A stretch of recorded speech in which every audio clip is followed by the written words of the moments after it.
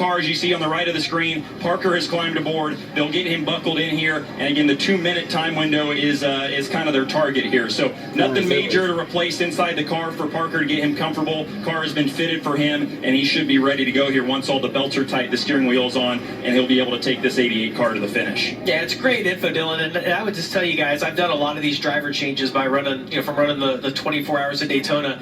It never goes as well when it's the race time. All that practice you have in the shop, everybody is just so calm.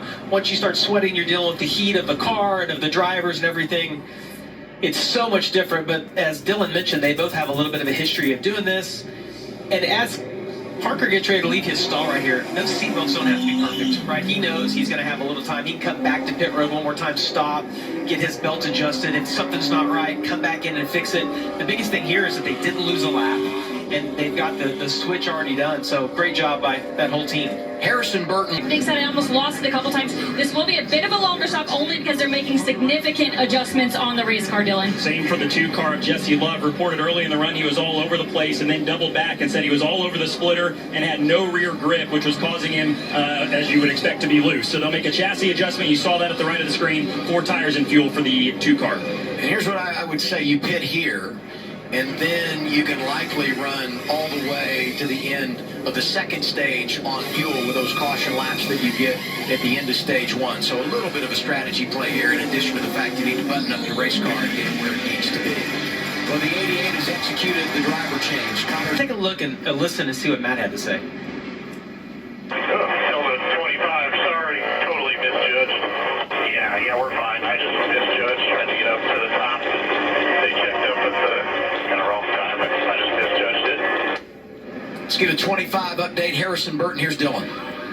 Yeah, a couple things. So when those crush panels blew out, one of them actually came up and hit Harrison in the shoulder. So he said he's feeling okay, but the crew is in there trying to pour some water on it just to kind of cool it down. He's also got a radio button issue that has fallen off of the steering wheel, it sounds like, and was laying in his lap. So he's working on that. And the biggest thing, back to those crush panels they're working on, just making sure the fumes don't get too bad inside the cockpit. So Danny Eflin and the entire crew have been down here just trying to patch this car up during multiple stops under this caution flag. Let's listen to some team radio as they diagnose several issues here on the 25. Dude, crazy thing ever. I've got metal in the back of my neck when you move. Like shaving, like you're grinding on something that works.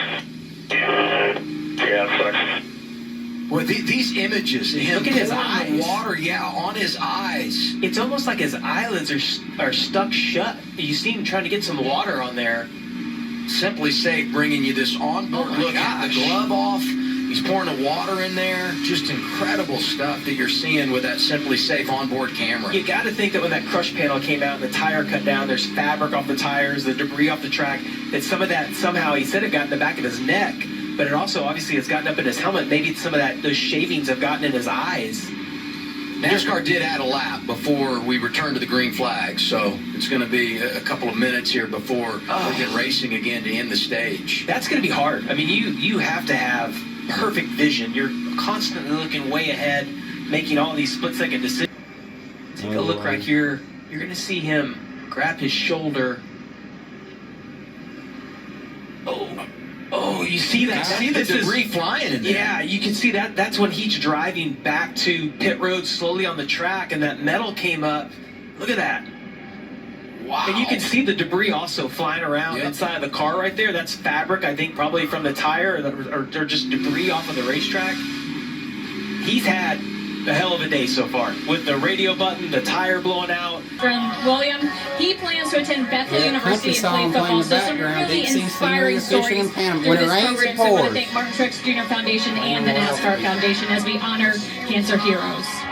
No doubt, Kim, it's been a very special relationship.